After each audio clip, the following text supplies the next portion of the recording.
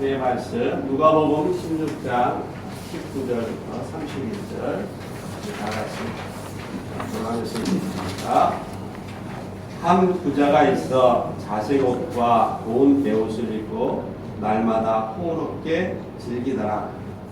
그런데 한 거지가 본데 구덩이로 그의 대문 앞에 버려진 채 그 부자의 상에서 떨어지는 것으로 배불리려 하매 심지어 개들이 와서 그 헌대를 핥아.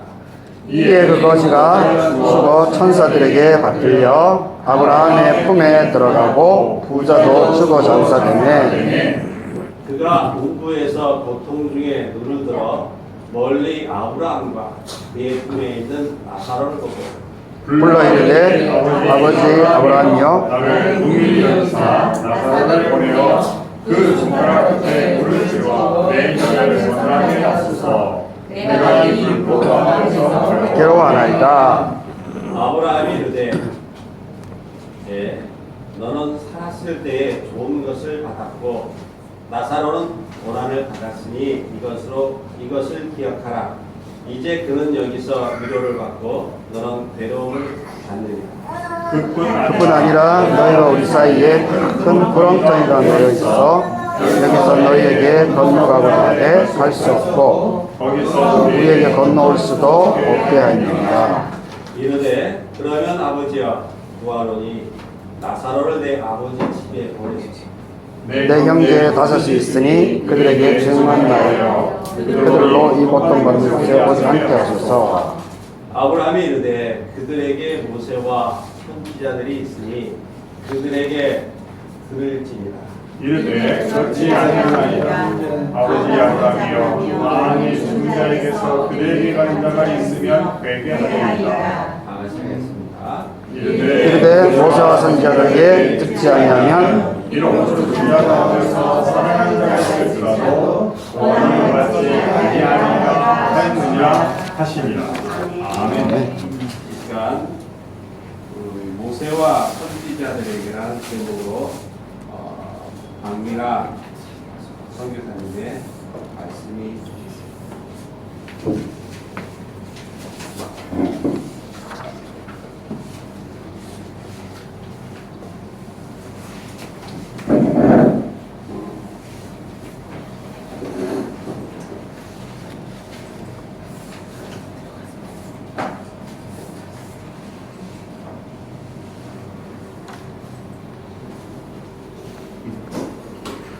안녕하세요. 반갑습니다. 방금 소개받은 박민하입니다. 박민아가 아닙니다.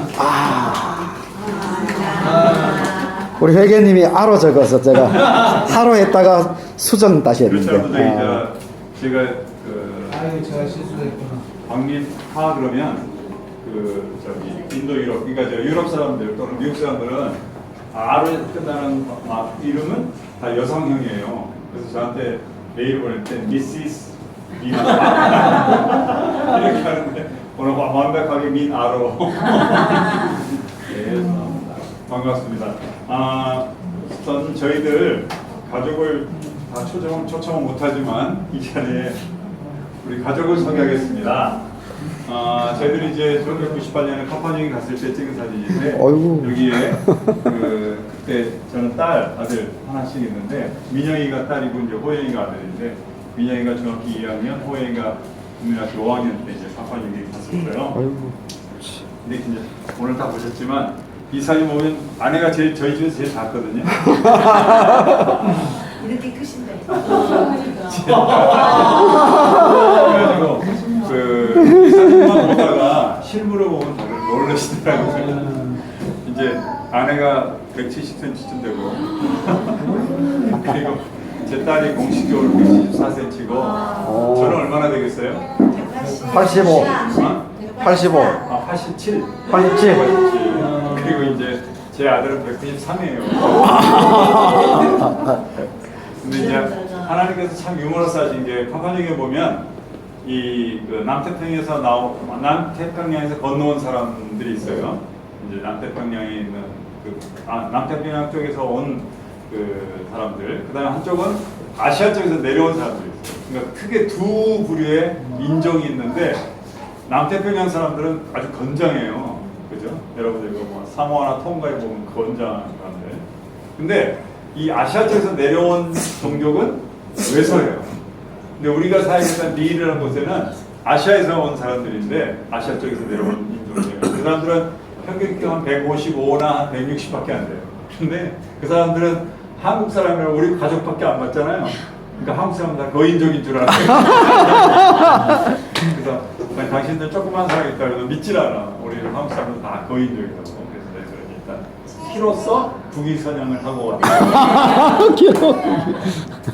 그리고 이제 그 파파뉴기니에서 이제 2008년까지 있다가 하나님께서 또 은혜 가운데 저희가 한국에서 저희 본부에서 저희 저는 이제 GBT 성경 번역 선교회 소속으로 있는데 저희 한국 본부에서 이제 10년 동안 사역을 했어요. 2008년부터 이제 18년까지. 그러다가 이제 다시 또 저희 집에 이제 새로운 식구 나미가 이제 며느리로 들어왔는데 이제 나미가 들어왔고 그 다음에 이제 저희가 2018년에 이제 말레이시아 나가서 이제 2018년부터 지금 현재까지 4년 지났네요. 이제 말레이시아 지금 사역을 하고 있죠. 그래서 사역 내용은 이따 또 말미에 또 자세하게 여러분들에게 나누기로 하고요.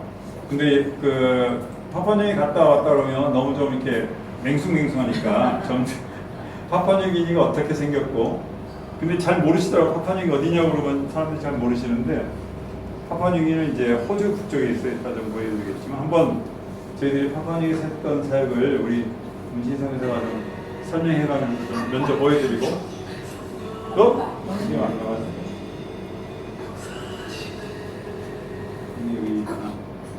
이거 중단시켜야 되는구나. 잠깐만요.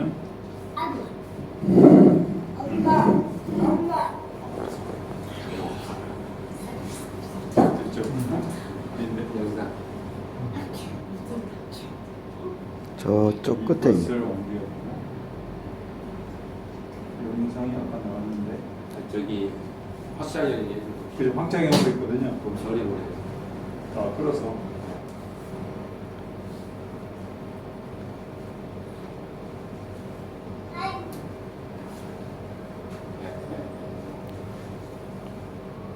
아까 저기 PPT를 안 켰기 때문에 보였군요. 20초 지났다. 네.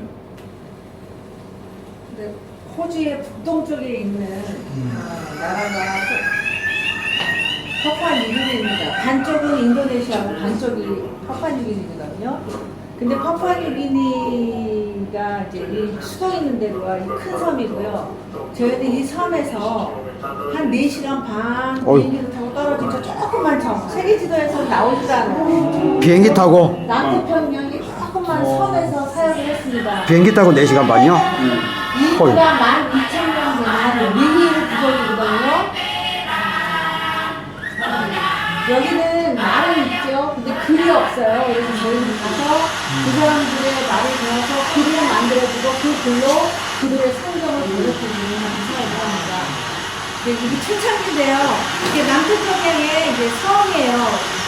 바닷가에는 돼지들이 있고요. 여기가 우리 리이르 사람들이 사는 모습입니다. 한 가족이에요.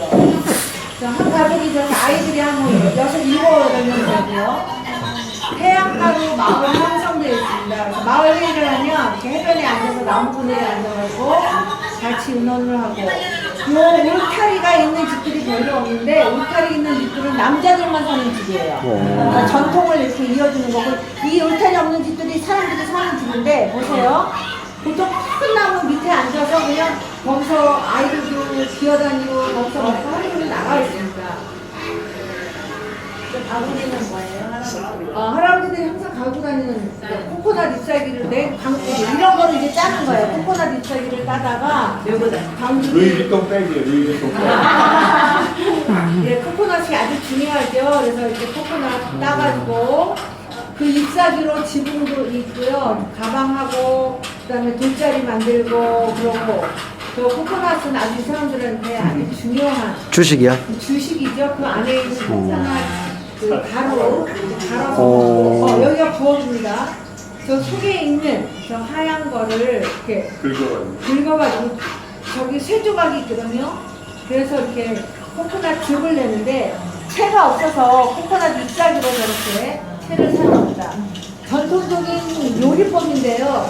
큰 돌을 불에 달궈가지고 그 뜨거운 불 위에 음식을 올려요. 지금 음식물이 주식이거든요. 저렇게 갈아서 넣는 건 아주 훌륭한 요리고 나뭇잎에 짜서 얹거나 아니면 고구마, 양 이런 것들을 이제 돌이 저렇게 뜨거워지면 펀펀이 펴서 그 위에 음식들을 올려놓습니다. 저렇게 대나무에도 넣고요. 나뭇잎에 싸기도 하고 또 그냥 생으로 된 고구마도 얹어서 공기 안 통하게 나뭇잎을 덮어놓으면 저렇게 익습니다. 한 4시간 지나면 주로 이렇게 하루 요리하면 하루 종일 먹어요. 구운 거 가지고 다니면서 먹고 나뭇잎에 싼 거 먹고 그리고 섬이기 때문에 물고기를 잡으러 가는데 작살도 다 저기 손으로 만들지요. 나무도 깎고 고무 갖다가 이렇게 해서 작살을 사용해서 물속에 들어가서 고기를 잡습니다. 어떻게 쇠가 어떻게 있어요? 쇠. 어디서 주웠어요.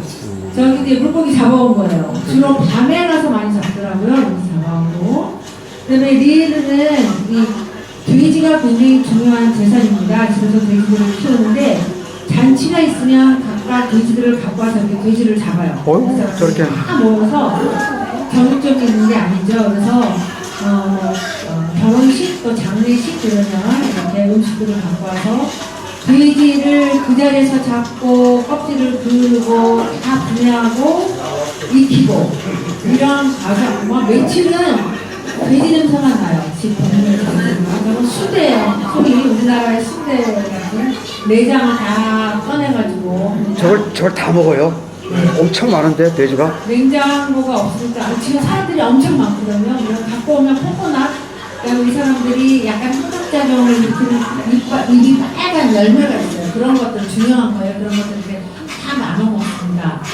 저희는 5년 동안 집을 짓지 않고 한 마을을 돌아다니면서 살았거든요. 그래서 한 마을에서 이렇게 살다가 지금 떠나려고 그랬더니 서운하다고 잔치를 베풀어 주는 거예요. 사람들이 아이고. 음식을 빼와가지고 소위 말하면 뷔페상이죠. 뷔페를 차리고 하는 겁니다. 저 꼬장꼬장한 플라스틱 그렇다고요. 그거보다는 나뭇잎이 더 잘 써요. 나뭇잎이 더 깨끗하고요. 나뭇잎 접시입니다. 저렇게 해서 정말 정이 많아요. 그래서 우리가 한 3개월 한 마을에 일단 떠나면 저렇게 축복하면서 떠나보냅니다. 리에르의 전통 춤인데요. 굉장히 단순하죠. 팔이 안 나와요. 이날은 특별히 교회를 새로 짓고 헌당식 하는 그런 축구 행사를 하는 거예요. 그래서 네, 전통 춤을 추고요. 지금은 전기는 없지만 건전지로 카세트 레코드를 이용해서 이렇게 전통 춤도 추기도 합니다.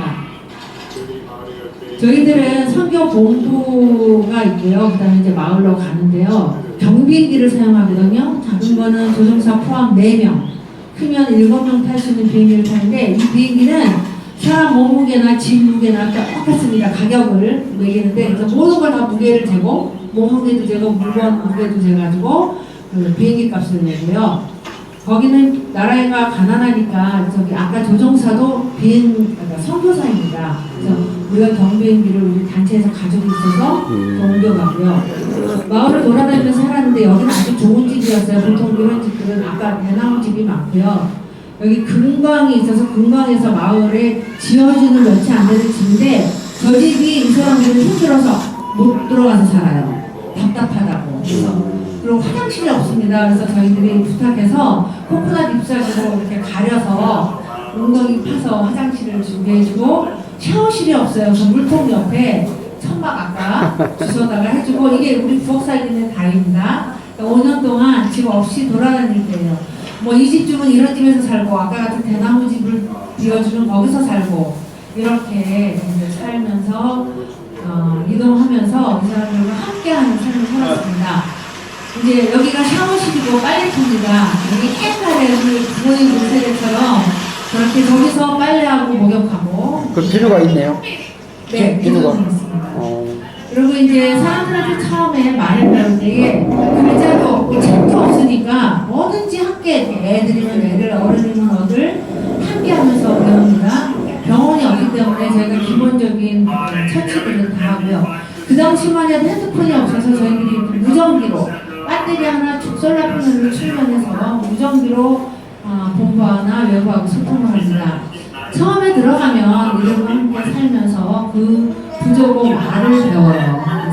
그래서 카세트 테이프로 녹음해가면서 그 언어를 분석해야지 글자를 만들니까 이렇게 뭐 어디 가든지 계속 말을 배우고 이 청년은 그래도 잘 설명을 해주는 청년이라서 집에 와서 우리가 갖고 온 데이터를 이렇게 설명해달라고 했더니 이 청년이 지금 목사가 돼서 교회에서 목회하고 있고 또 계속 번역을 진행하고 있습니다.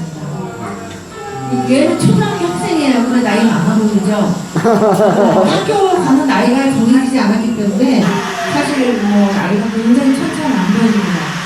이들은 지금 바깥에 막 쏟아져 쏟아지는데 그래서 산에 가서 일할 사람이 일을 못하고 그럼 우리도 그 사람 갖고 말을 배우는 거죠. 그래서 처음에 초창기에는 계속 말을 배우고요. 말을 배우고 분석을 하면 우리 그 부족어 알파벳을 나옵니다. 그러니까 우리나라 기억력처럼요. 그러고 나면 그 글을 가르쳐줘야 되는데 애들뿐만이 아니라 어른들도 글을 모르죠. 글이 없었기 때문에. 그래서 이제 아이들, 어른 다 이제 리르의 글자를 가르치러 마을마다 다니면서 글쓰기 워크숍을 진행합니다. 이분은 마을 직원인데 학교를 한 번도 안 가봤대요. 그래서 정말 뭐 그림 그리는 수준으로 하나하나 그려가고요. 그래서 이제 뭐 우리는 기억하면 가로 시작하는 말 받아쓰기 하듯이 알파벳을 가르쳐주고 그다음에 이제 받아쓰기를 하게 합니다. 아주 짧게 한 일주일 동안 글쓰기 워크숍을 하는데요. 그래서 가르쳐주고 쓰게 하고 이런 과정을 겪습니다. 이분은 그래도 초등학교를 좀 다닐 분이라서 자기 소리 나는 대로 알파벳을 만들었기 때문에 이해가 되면 이제 쓰는 거니까 할 수 있고요. 그렇게 되면 이제 우리가 하는 것이 그 사람들이 지금까지 전해왔던 그런 이야기들을 쓰게 하거든요. 그 이야기를 쓰고 나서는 이야기 책을 만들어요. 마지막 과정은 박선교사 그때 그냥 이빨만 하얗죠. 시키고 네, 그래서 지금 우리가 이제 그 일주일 다 마치고 이 이야기 책의 제목을 뭐로 정할까 같이 이제 의논하는 거예요. 지금 이거 아시는 분인지 모르겠는데 옛날에는 우리 교회 주보를 가리방 굽는다고 했거든요. 금사하듯이 거기 전기가 없으니까요. 저렇게 그들이 할 수 있는 방법으로 우리가 가져가서 가르칩니다. 그래야지 거기서 만들어서 교육시킬 수 있기 때문에 그래서 저거 지금 구하기 쉽지 않아요. 저 시트스크린. 근데 저희들은 저희 선교단체에서는 저걸 가져가서 씁니다. 그래서 저게 몇 년도예요? 2000년 정도 됐어요. 그래서 20년 전이네요. 알파벳을 배웠으면 자기네들이 이야기를 이렇게 쓰고 거기서 가리방으로 다 프린트해서 책을 편집하는 겁니다. 와, 이게 대단하다. 이 리를 글자로 쓰여진 최초의 이야기 책입니다. 이야, 대단하다. 저 가지고 계세요? 네, 가지고 오, 있죠. 이야. 처음에는 다 이렇게 수작업을 해요. 컴퓨터 작업을 해서 뿌릴 수도 있지만 그러면 이 사람들이 사용하지 않거든요. 그래서 저런 작업을 통해서 마을마다 다니면서 사람들에게 글을 이제 가르쳐주고 읽게 하고 쓰게 하고 이런 이제 아이들은 아이들대로 좀 이따 나오는데요. 그러면서 이제 글자를 그들에게 너무 흐뭇해요. 일주일 동안 뭐 바다나 산으로 가서 살던 사람들이 일주일 동안 오전에는 내내 잡혀서 썼거든요. 그렇지만 굉장히 보람이 있어 하기도 합니다. 네, 여기까지 가서 우리 초창기에만 나왔는데 이렇게 하면서 저희들이 이제 이런 책들을 주일학교 교재도 만들고요. 부족어 학교, 유치원 교재, 초등학교 교재 이렇게 대단. 만들어서 글자를 가르치면서 또 이제 동시에 이제 그때 되면 저는 문명 캐치 쪽을 하고 저희 박성교사는 성경 번역을 해요. 성경 번역 팀을 만들어서 그들의 언어 글자로 이제 성경을 번역해서 그들에게 성경을 주는 그런 사역입니다. 시야. 대단하다.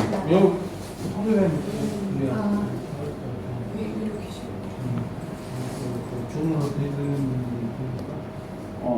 이거 들고 해야 되나요? 네, 그래야 종으로 한 사람이 네. 그래서 이제 백문이 불여일견이라고 말로 하는 것보다 이렇게 한번 보여드리면 저희들이 어떻게 네. 살았는지 그야말로 정말 아주 너무 불편하죠. 몸은 전기가 없으니까. 그래도 하여튼 그 순박한 우리 파파니 사람들하고 같이 이렇게 재밌게 잘 지냈습니다. 또 저는 이제 지금 저희 부친의 고향인 돈봉에 와서 잘 지내다가 또 우리 남원에 와서 또 우리 CBMC 회원들 보니까 너무 반갑고 마음이 뜨겁습니다. 그동안에 줌으로만 뵙다가 이렇게 미모의 선남선녀들 직접 뵈니 참 가슴이 뜨겁습니다. 오늘 우리가 같이 읽었던 누가복음 16장, 그건 정말 여러분들이 그 주일학교 때부터 잘 들었던 너무나도 유명한 예수님의 비유잖아요. 그래서 이제 우리 주보 보면 아마 주보 제목을 보면 여러분이 설교 제목이 잘못됐다고 느꼈을 거예요. 어떻게 부자와 나사로가 아니고 모세와 선지자들이냐고 그럴 정도로 여러분들이 그 학교 문턱 밟기도 전에 교회부터 다니셨던 분들은 이 부자와 나사로의 비읍자만 얘기해도 이 얘기 스토리가 어떻게 전개될지 다 머릿속에 지금 다 들어있잖아요. 그러니까 이렇게 너무나도 여러분들이 잘 아는 이런 본문을 가지고 설교하는 건 상당히 설교자한테 부담이 많습니다. 이미 여러분 머릿속에는 이 얘기 끝까지 벌써 가 있으니까 그래도 한번 오늘 우리 크리스찬으로서의 근본적인 우리들에게 던져야 될 그 질문이 뭔지를 생각해 보면서 이 설교를 같이 이 본문을 같이 생각해 보겠는데요. 저는 오늘 이 본문 자체가 주는 시각과 이 누가복음 16장이 이루어지기까지 그 배경, 맥락에 의한 시각 그 두 가지로 나눠서 한번 생각해 보려고 해요. 근데 여러분이 읽은 이 16장 19절부터 31절은 영화로 보면 마치 플래시백까지 어떤 한 특정 순간만을 딱 보여주고 있기 때문에 사실은 우리가 이 부자나 나사로가 그들의 믿음 생활이라든지 또는 그들이 하나님과 어떤 관계를 가졌는지는 정보가 없지만 그래도 몇 가지 구체적인 특징을 우리가 볼 수 있을 것 같아요. 이 본문에서 먼저 부자는 삼무를 가지고 있습니다. 삼무가 뭔고 하니 첫째는 무정함, 둘째는 무모함, 셋째는 무례함인데 한번 살펴보죠. 20절에서 보면 어린 상처투성인 나사로가 자기 문 앞에 이렇게 내팽개쳐져 있었다면 마땅히 정말 그 상처투성인 나사로를 긴급 구조를 했어야 됨에도 불구하고 무정하게 방치했었죠. 그러니까 걔들이 그 나사로의 그 상처를 핥을 정도로 그리고 핥을 정도로 이렇게 인간 이하의 대우를 받고 있었음에도 불구하고 그대로 방치했잖아요. 그러니까 아마 미필적 고의에 의한 상해를 저지른 것이라고 생각이 되는데 이어서 24절에 보면 심판 후에 음부에서 고통당하고 있었음에도 불구하고 아직 정신을 못 차리는 것 같아요. 왜냐하면 생전에 그 3살 버릇이 여든을 넘어서서 이 죽어서까지 그 버릇이 따라가서 나사로를 마치 자기 하인처럼 여전히 자기가 쉽게 이렇게 부릴 수 있는 사람인 것처럼 함부로 대하고 있는 것 같죠. 왜냐하면 예수님은 이름조차 얘기하지 않는 이 부자, 그냥 부자라고만 나오지 이름도 얘기하지 않잖아요. 그 부자와는 달리 나사로는 이름으로 직접 부르면서, 그러니까 나사로라는 이름을 부른다는 건 뭐예요? 예수님이 그 사람을 인격적으로 대우하겠다는 게 있잖아요. 그러니까 부자와 차원이 다른 거죠, 지금 나사로는. 그러니까 나사로는 예수님께서 그 이름을 부르면서 귀하게 대하시고, 또 죽은 다음에도 보니까 생전의 삶과 달리 그 24절에 보면 고귀하게 천사에게 받들려서 그 영혼이 아브라함 부부로 갔다 그랬어요.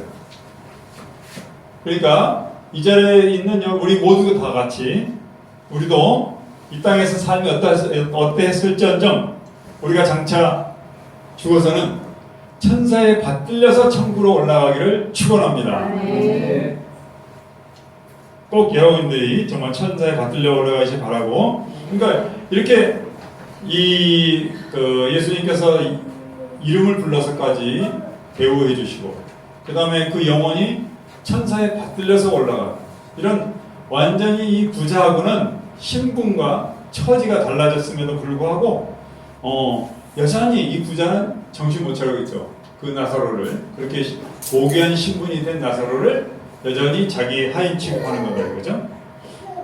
그러니까 이제 그 사람의 그 사람을 어떻게 보냐, 이 부자가 사람을 어떻게 보는지 정말 완전히 자기 본의의 생각이나 기준으로 사람을 판단하는 것을 알 수가 있고, 또 그리고 그 가치관이 재물에 많고 적음에 기초하고 있기 때문에 그 나사로가 그렇게 무정하게 자기 집 앞에 있을 때 무정하게 버려둔 것처럼, 그리고 지금에 와서는 나사로를 자기 필요를 채우는 그런 대상으로만 생각하는 거죠. 그래서 부자는 그 아브라함에게 나사로를 보내서 자기 혀에 물을 떨어뜨려 달라고 이제 요구를 하고 있잖아요. 근데 아브라함에게 자기가 자기의 문제 해결책을 먼저 자기가 찾고, 그 해결책을 아브라함한테 제시하고, 또 아브라함에게 그걸 따라달라고 요청하고 있는 거죠. 그런데 아브라함이 설명하죠. 나사로가 음부로 넘어갈 수 없다. 왜냐하면 둘 사이에는 구렁텅이가 있었기 때문에 건너갈 수가 없다고, 그렇게 할 수가 없다고 얘기를 했음에도 불구하고 이제는 한 걸음 더 나가서 나사로를 자기 집으로 보내달라고, 세상 자기 집으로 보내달라고 요구하고 있는 거죠. 30절에서는 아브라함이 보낼 수 없다고 했음에도 불구하고 막무가내로 그렇지 아니하나이다. 아브라함한테 정식으로 아브라함한테 그렇게 반박하는 거죠. 그렇지 아니하나이다 하고 대꾸하면서 반박하는 이런 무례함까지 이제 보여주고 있는 것 같아요. 그런데 아브라함은 25절에서 부자에 대해서 아주 결정적인 평가를 내리고 있죠. 부자는 생전에 보면 첫째, 자색 옷을 입었고, 그 다음에 고운 베옷을 입고, 그렇게 호화롭게 살다가 죽을 때는 나사로와 다르게 장사도 치를 수가 있어요. 이런 정보를 몇 가지 보면 우리가 이 부자가 어떻게 살았는지를 우리가 추측해 볼 수 있는데, 첫째, 여러분 그 로마 군병이 예수님을 희롱할 때 무슨 색 옷을 입혔죠? 자색 옷을 입혔잖아요. 그러니까 자색이라는 것은 아무나 입을 수 있는 옷이 아니에요. 그때는 물론 희롱하느라고 입혔지만 사실은 자색 옷이라면 왕복, 왕들이 입는 옷, 그런 지위를 상징하는 것이었죠. 그 자색 옷이라는 게. 두 번째, 이 고운 베옷이란 것은 여러분 어디서 볼 수 있냐면, 바로가, 그러니까 요셉이 바로의 꿈을 해몽했을 때 바로가 요셉에게 내렸던 상이 뭐였냐면 바로 세마포, 이 고운 베옷이었어요.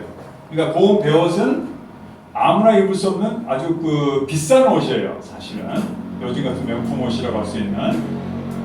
그리고 장사까지 치를 수 있고, 그러니까 이 부자는 이 사실에 미뤄보면 사회적인 지위도 있었고, 그 다음에 부도 갖추고 있었고, 또 장사까지 치를 정도니까 사람들의 많은 그런 호응 뭐 이런 것도 가지고 있었다는 걸 우리가 알 수 있었죠.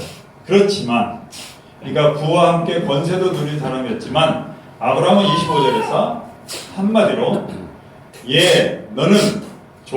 너는 살았을 때 내 조음을 받았고 라는 그런 안타까운 말을 하게 되는데, 왜냐하면 예라는 말을 해서 볼 때 예라고 먼저 부르잖아요. 그 부자를 여전히 이름이 없다는 것을 주목해 주시고, 예라는 호칭에서 상당히 자기 처지를 깨닫지 못하는 이 부자에 대한 그 연민과 궁일의 마음을 엿볼 수 있는 것.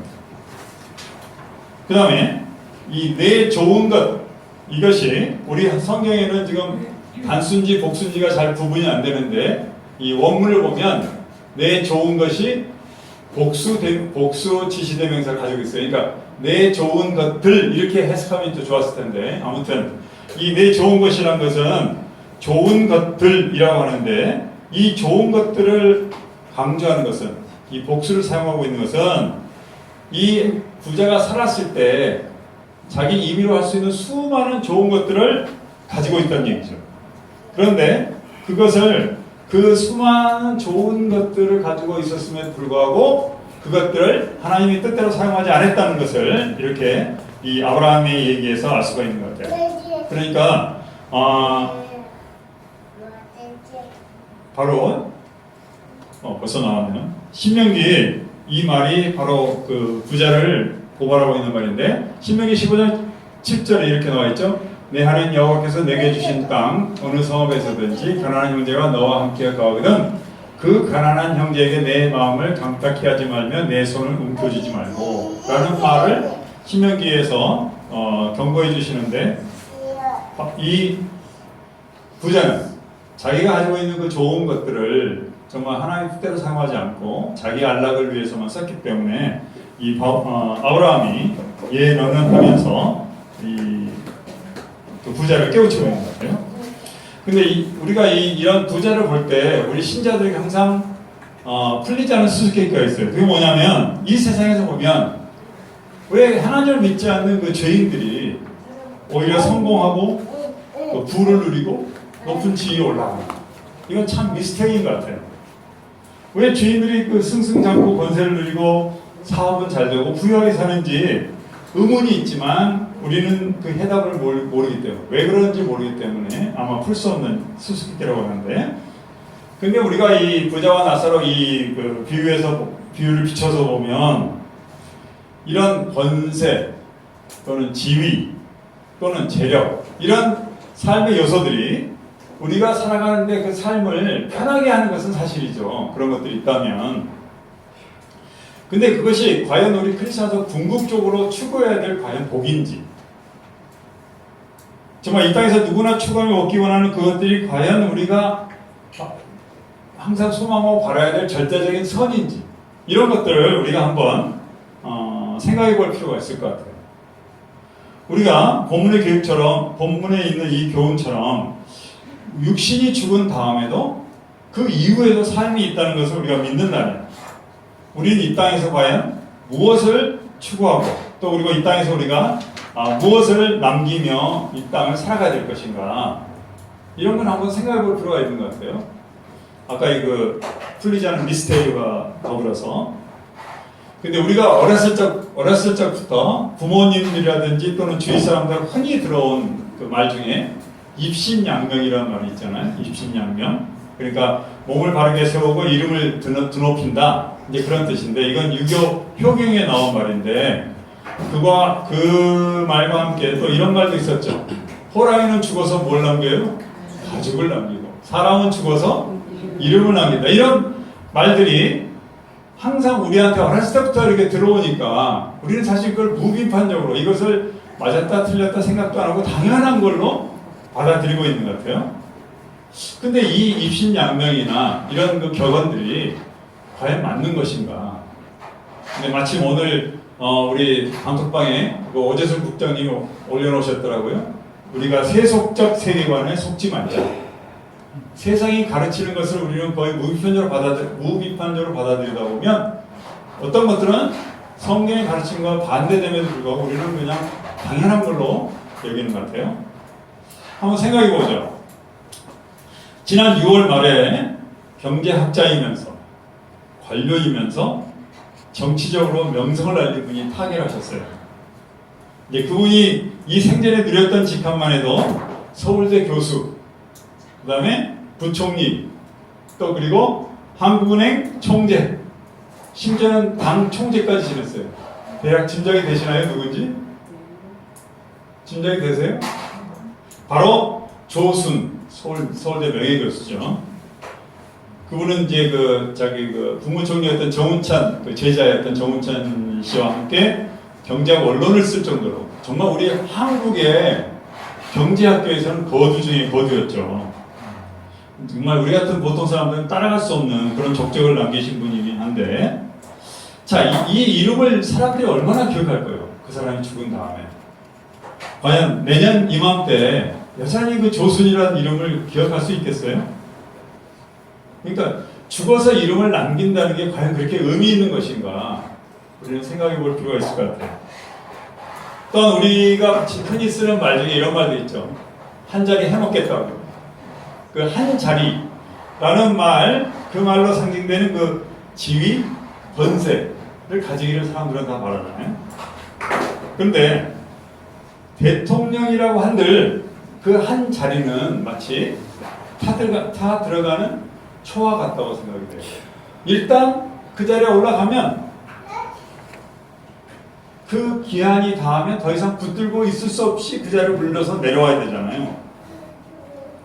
그러니까 한 자리라는 게 그 자리에서 물러날 때를 향해서 매일매일 사각사각 좀 먹히고 있는 그런 것으로 생각하면 그 한 자리라는 것은 마치 시간이라는 좀에 의해서 헤어져 가고 있는 옷과 같은 게 아닌가. 그 한 자리라는 게.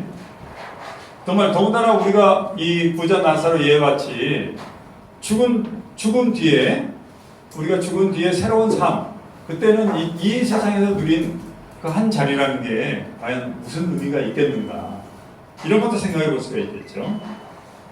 또 더 재밌는 것은 사람들이 자기가 살고 있는 집, 또는 자기가 몸에 걸치는 옷, 또는 자기가 타고 다니는 차를 차의 그 브랜드로서 자기를 과시하는 그런 사람도 있는 것 같아요. 근데 이제 그 스코트 코르벳이라는 코르벳 신학자가 이런 얘기를 했어요. 상처 입은 자를 도울 때라는 글에서 사람들의 이런 행동은 아담의 원죄에서 그 근원을 찾는다고 얘기하면서 아담의 원죄로 해서 사람이 4가지 관계를 상실했다고 그래요. 첫째는 하나님과의 관계가 상실해서 하나님과 영적인 친밀감, 원죄를 저지르기 전에 하나님과 굉장히 친밀해 있었는데 영적으로 그 영적인 친밀감을 상실했고, 사회관계에 있어서는 공동체성을 상실했고, 또 자기 자신과의 관계에 있어서는 자기 자아가 어떤 사람한테 자아를 상실했고, 또 그리고 이 하나님이 만드신 창조 세계에 대해서는 그 자기 청지기 집을 상실했다고, 이 4가지 것을 상실했다고 이제 코르벳 신학자가 얘기했는데, 근데 그 중에서 우리한테 중요한 것은 자기 자신하고 관계가 망가졌기 때문에 자기의 그 건전한 자아상 대신에 수치심이 그 자리를 대신 차지하고 있다고 그래요. 자아상 대신에. 그래서 모아가 이과 같이 말라버릴 것들로 그 수치심을 자꾸 우리 인간들은 가리려고 한다고 설명하는 거죠.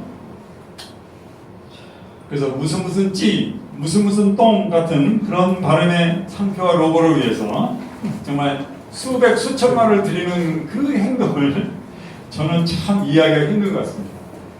물론 제가 가져보지 못해서 그럴 수도 있지만 근데 이런 것들이 정말 잠시 머물렀다 하는 이 땅의 삶에 있어서는 자기 만족이나 또는 자기 자랑을 위해서 도움이 될지 모르겠지만, 이런 것들은 다 천국에 들어갈 때 그 정문에도 다 버리고 가야 될 것들이죠.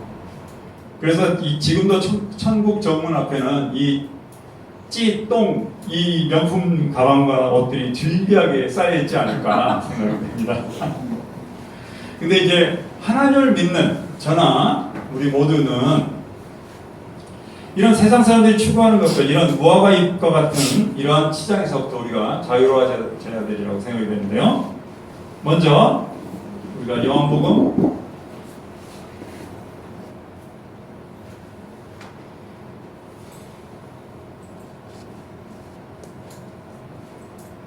8장 36절 다 같이 읽어볼까요? 시작. 그러므로 아들이 너희를 자유케 하면 너희가 참으로 자유하리라. 네, 이 말씀에 선포한 것처럼 우리가 죄에서 자유로워졌다면 우리가 더불어서 또한 세상 사람들의 눈과 잣대로부터도 우리 스스로 자유로워야 될 줄로 믿습니다. 근데 이것은 예수님께서 우리 신자들을 지칭하는 이름에서도 증명이 돼요. 예수님께서 제자들에게 이제 요한복음 15장에서 고별 설교를 하실 때 이런 말씀을 하세요. 다 같이 읽어볼까요? 요한복음 15장 15절 고별 설교 때 시작. 이제부터 너희를 종이라 하지 아니하리니 종은 알지 못함이라. 너희를 친구라 하였노니 내가 내 아버지께 들은 것을 다 너희에게 알게 하였음이니라. 여기 보면 예수님께서 제자들을 칭할 때 또는 제자로 대표되는 우리 신자들을 칭할 때 처음에는 종이라고 얘기했던 것 같아요. 그때는 예수님의 뜻이 뭔지 하나님의 뜻이 뭔지 모르는 상태에서 종이었는데 이제는 뭐라고 부른다고 했죠? 제자로 부른다고 했어요. 제자로. 이제 친구 쏘리 제자의 종이라 하지 않고 친구라고 부르시다고 했어요. 그런데 이 친구라는 호칭이 또 이 친구라는 호칭이 다시 변합니다. 거기는 예수님이 부활하신 다음에 그 얘기가 나오는데 자 요한복음 20장 17절 이렇게 말씀하시죠. 다 같이 시작. 너는 내 형제들에게 가서 이르되 내가 내 아버지 곧 너희 아버지 내 하나님 곧 너희 하나님께로 올라갔다. 꼭 말씀하시면 여기서 뭐라고 하시죠? 형제들이라고 명명하세요.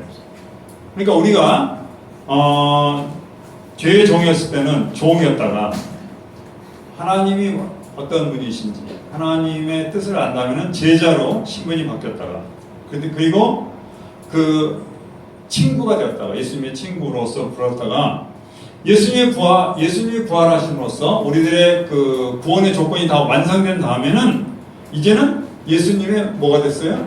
형제. 그래서 우리가 하나님을 뭐라고 부를 수 있는 거죠? 아버지라고 부를 수 있는 거죠. 예수님께서 하나님의 아들이시기 때문에 우리가 예수님의 이제는 형제가 됐으니 우리들은 이제 하나님을 아버지라고 부를 수 있고 이제 우리가 예수님의 형제가 되는 거죠. 그러니까 종에서 제자 그다음에 친구로 바뀌었다가 다시 이제는 형제, 하나님의 아들이 되었다는 선포를 예수님께서 하신 거죠. 그래서 이제 우리는 하나님의 자녀라는 그 이름을 갖고 있는 사람들이기 때문에 이 세상에 그